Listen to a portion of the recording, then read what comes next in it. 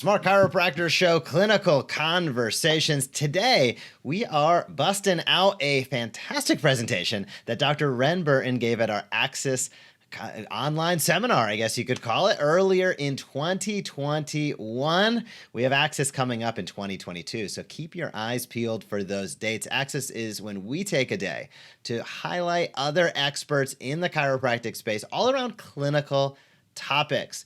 Now, Wren's topic is something that is very unique that falls towards the clinical side, because I think many of us think about the hands-on component, and yeah, there's a lot of that at Access. However, she is a researcher, and Wren has a very unique position working within the Brigham and Women's Hospital system. I believe it's affiliated with Harvard in Boston in a fellowship program. She's one of the few doing that out there. She's also a part of our Smart Chiropractor team, and we are very proud of what she's been able to accomplish, and there's a long way to go with her list of accomplishments. She is a young doc, and she provided a really, really great presentation, Access 2021, and it talked about what are those fellowship opportunities that you and I might never have thought of within the chiropractic space. So we're going to tune in for a few minutes, get a little backwards preview, I should say, of Dr. Wren Burton Access presentation. We're going to take a peek right now.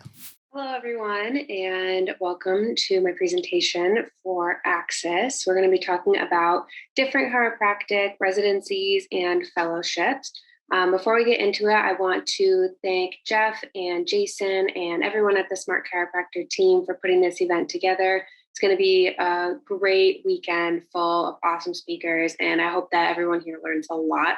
And then thank you all for tuning in for my talk as well. I hope that I can kind of clear up some confusing points and answer any questions that you might have. So before we get into it as well, just want to talk a little bit about my background and experience, especially with residencies and fellowships. I received my bachelor's degree in exercise science in 2017 from the University of New England. And then I went straight to Palmer College of Chiropractic, the West Campus. I graduated this past December in 2020. And during my time in chiropractic school, I participated in a few different original research projects, and I also completed my 6-month hospital-based clerkship at the U.S. Department of Veteran Affairs located in San Jose. After graduation, I started working at Duke University with Dr. Christine Gertz as a research assistant, and shortly after that was accepted to be a postdoctoral research fellow at the Osher Center for Integrative Medicine, which will begin in July of 2021. So that will be a really great experience. I'm very excited. And talking about chiropractic school and graduation, I know that more recently, COVID-19 has impacted everyone in different ways. And I think especially for the cohort who graduated in 21 and early 2021, there were a lot of unknowns with respect to navigating postgraduate life. And so for those who have already graduated and those who are soon graduating, I think that all of the information in this presentation is going to be very relevant, because not every student goes into chiropractic school wanting to open a private practice. And so this might be able to answer some questions that you have about what your other options are. When we talk about chiropractic schools, no matter where you graduate from or what you're interested in, these postgraduate programs that do exist can help you launch your career in a multitude of different directions. So your options, what do you really have here when you don't want to go into a private practice? Or maybe you do. Maybe you're considering further education in order to pursue a career in research or academia, or maybe you're seeking extra preparation because you want to teach. And in that case, you might be considering a master's degree or a PhD to continue that education. And then another option is considering these particular postgraduate programs. And before we dive in too deep, I do want to clarify what a residency versus a fellowship really means for chiropractors. In the medical world, there's a really distinct delineation between residencies and fellowships, in the sense that a residency is completed as part of a required training for a medical doctor, whereas a fellowship is further additional training that can be completed after they've completed a residency. In chiropractic, we know that we don't have required residencies. I'm pretty sure all schools do require you to have some sort of external opportunity where you're either working at a VA, at a hospital, in a private practice with a doctor, and really getting your hands on people and understanding what that's like. But it's a bit simpler where after you graduate from actual chiropractic school, if you're seeking more hands-on experience with patients, then you would typically opt for a residency because it gives you that experience that is a bit more hands-on, and it will eventually, some of the programs will lead to a diplomate. So a fellowship, on the other hand, tends to be a bit more focused on gaining educational experience or research experience. And that's really the difference there for chiropractors versus how it is for a medical doctor. If you do a quick Google search, it's a little bit different. And in a chiropractor's case, you can still do both. And you've wanted a ton of experience and you want to be an overachiever, that's great. I think that that is probably the best case scenario, but these experiences are very limited. So if you do want more experience because you are interested in going to private practice, you can still consider a residency, or maybe you want more experience in an integrative care setting or a hospital setting, and maybe you want hands-on experience for a diplomate exam. And a bonus for some of these more hands-on postgraduate programs is, like I said, you can sit for a diplomate exam at the end, or you can even pursue a master's degree or further education at the same time. So also a disclaimer before we continue is that these are all opportunities that I was able to find or I've heard about from my personal network. And the list is definitely not comprehensive. I'm sure there are a ton more opportunities out there if you seek them out. This is purely to be used for a resource at this particular point in time and provide some information for those who are considering all these other options after graduation. So to start, we're going to talk about residency programs that are hosted at chiropractic academic institutions. And the first thing I want to go over is the residency programs that are acknowledged by the ACCR, or the American Chiropractic College of Radiology. This group develops the program standards for the diagnostic imaging diplomate, along with the American Chiropractic Board of Radiology. And these program standards that are developed mean that all the programs at all the different schools that are offered should provide a radiology resident with the similar or same experience, because there are certain benchmarks that are required. And so these programs are by and large the most available, the most standardized, and probably one of the more competitive programs to get into because there are such high requirements for it. I believe you actually need to take another exam before you're even considered into the program. And that's important because using imaging wisely is very important for our profession and progressing. So DCs who complete this residency are eligible to sit for the first part of the board exam, which will lead to the eventual receipt of the diplomate in the Diplomate of Chiropractic Board of Radiology, or a DAC bar. And as far as the details go, all of the residency programs for radiology or diagnostic imaging are 3 years long, full-time studying, very intensive. And I want to mention this first because I've broken down the remainder of these postgraduate opportunities based on the chiropractic school that they are located at. And many of them do have diagnostic imaging residencies in addition to other residencies. So I don't want to sound like a broken record talking about the duration and the location for all of these, because the location is variable. But with a radiology residency, you're going to pretty much get the same thing, which is super cool. So first up, we're going to talk about the University of Bridgeport. They have a neuromusculoskeletal medicine postgraduate program, and that is a 3-year program. It's located in Bridgeport, Connecticut, and I have different highlights here. So as you can see, after you complete this residency, you are able to sit for a diplomate exam that is actually an international diplomate from the International Academy of Neuromusculoskeletal Medicine, and it qualifies you for a bunch of different things. Another thing to mention for this is that I've actually hyperlinked a lot of things into this actual presentation. So if you want a copy of the slides, feel free to shoot me an email. It's listed at the end of the presentation, and I will be happy to send you a copy of the slides with all the hyperlinks in it. But the focus of this residency is to gain skills specifically in interdisciplinary settings, so like hospitals, community health centers, And that gives you a lot of on-site learning, and they also offer online learning additionally with that. So if you do want to maintain a practice, this is a really good option for you because you can still progress your career and work towards other things and maintain a practice and work with patients. Next is Canadian Memorial Chiropractic College. And I really bring this one up because their diagnostic imaging residency is standardized by the ACCR. So if you're looking for a little bit of a different experience and you want to go to Canada for that, you can always apply for that and come back to the States after passing your exams or after completing the residency. The criteria is the same there. So you'll still be meeting all those benchmarks. They also offer 2 other residencies, which I believe are a little more geared towards their current students, but it's always up in the air. You could still apply for these and get them. So the clinical sciences residency and the sports sciences residency are each 2 years long.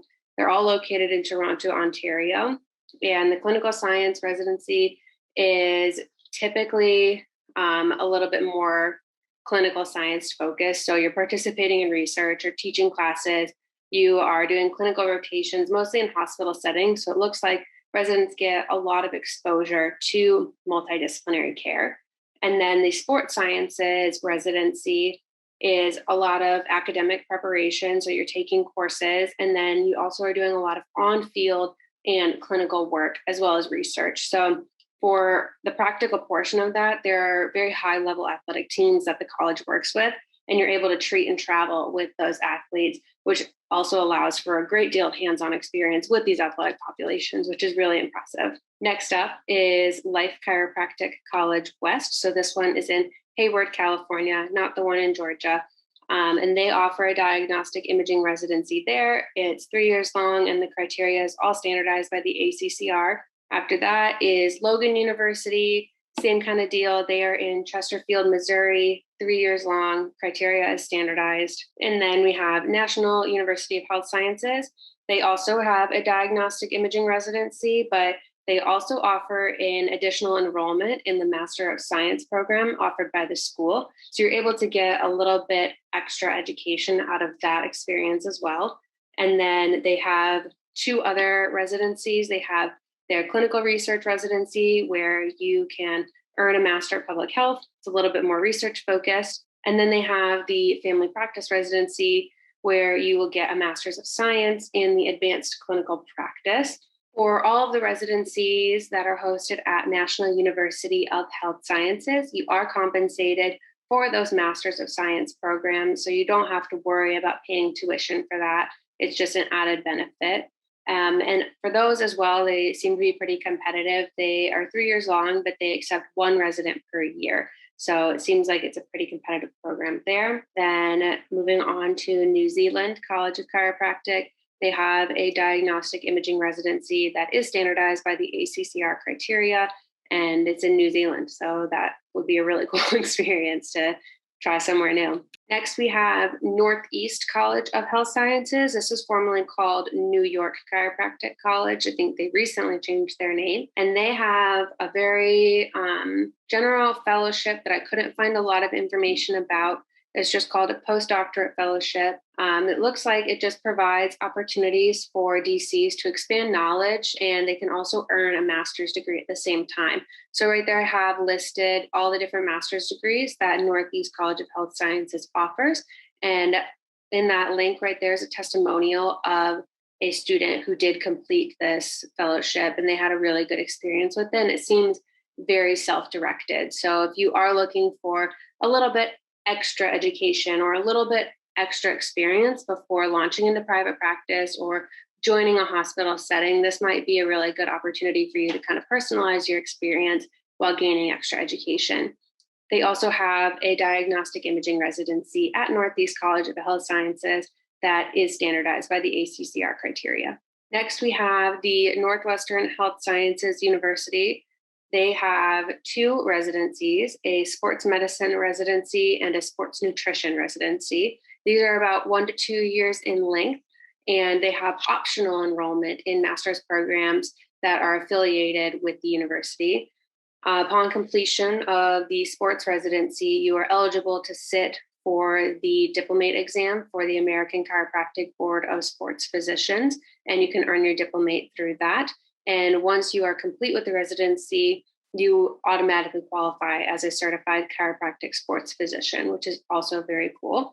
For the sports nutrition residency, I wasn't able to find a whole lot of information about it, but if that is something that interests you, I do have contact information for the individual who runs the residency programs at the university. So if you do want to know more, please feel free to email me and I will link you up with that individual. Next is Palmer College of Chiropractic. This is the one in Davenport, Iowa. They're the only one that offers residencies. They have a rehabilitation residency and the diagnostic imaging residency.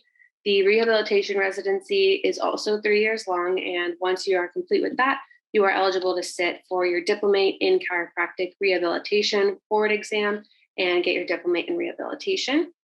And I think a lot of that is focused on, similar to the University of Bridgeport, neuromusculoskeletal care and interdisciplinary settings, which is a really cool hands-on experience.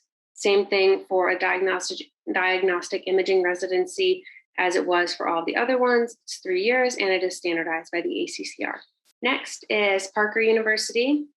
They have a very interesting opportunity that I had to dig a bit more into, but like I said, I have all these hyperlinks. If you are interested, I'm happy to just shoot them your way so you don't have to spend all this time trying to find out more information.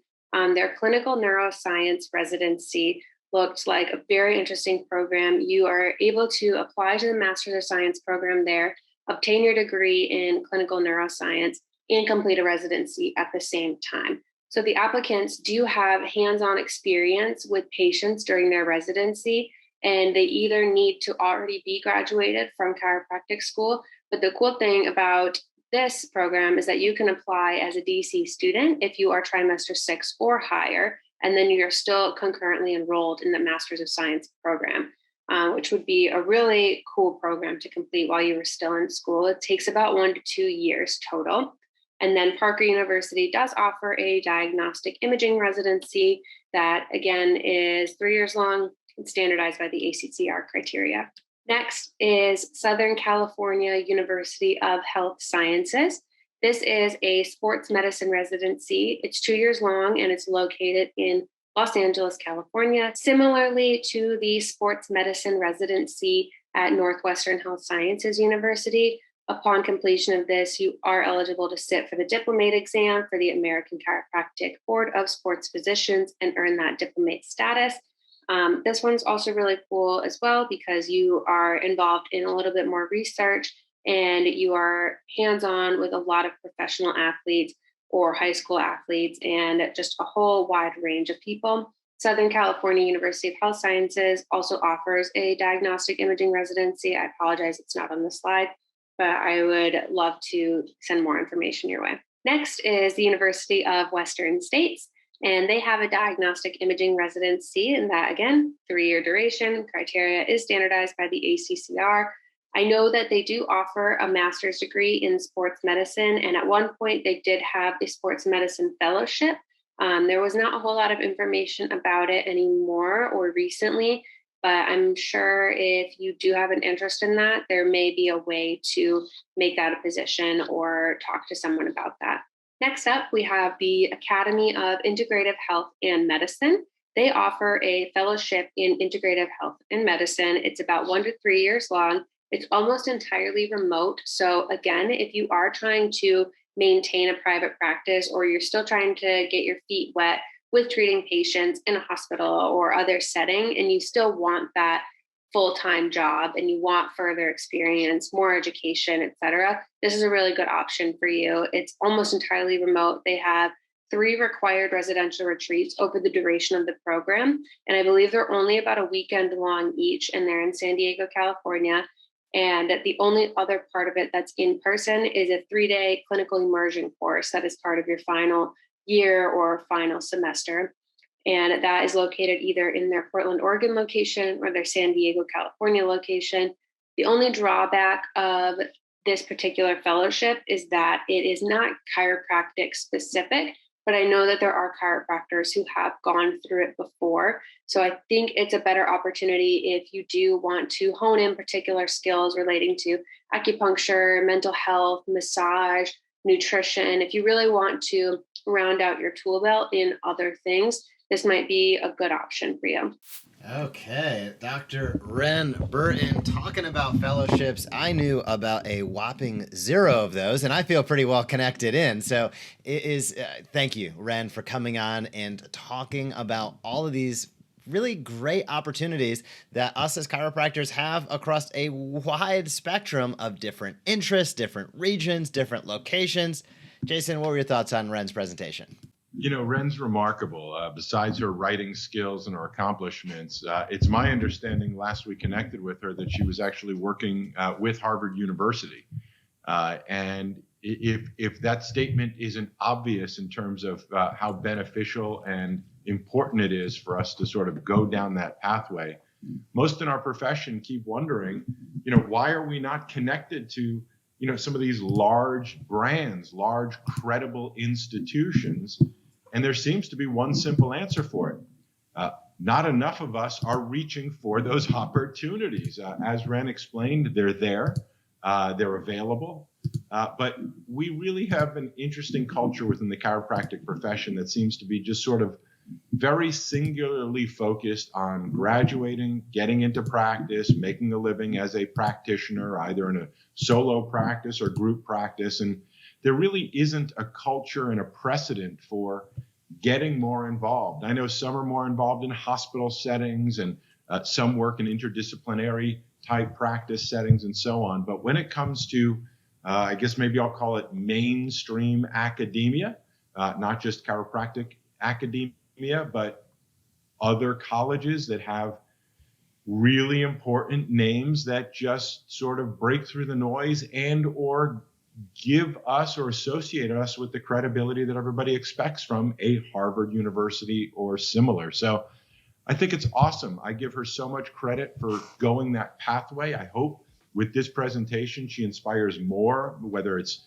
practicing chiropractors looking to figure out what's next, whether it's graduates or soon to be graduates figuring out, hey, you know what, maybe day-to-day practice isn't right for me, but I love chiropractic. I love science, data, writing, connecting, exploring, growing. These, I think, are remarkable ways in which to do it that I, too, have not thought of in the past. Well said, and great job again, Wren. Thanks for being a part of our team. And docs, if you're interested in those opportunities, rewind, check it out, reach out to those schools, get engaged and get involved. That's how things happen. And Wren is a fantastic example of that.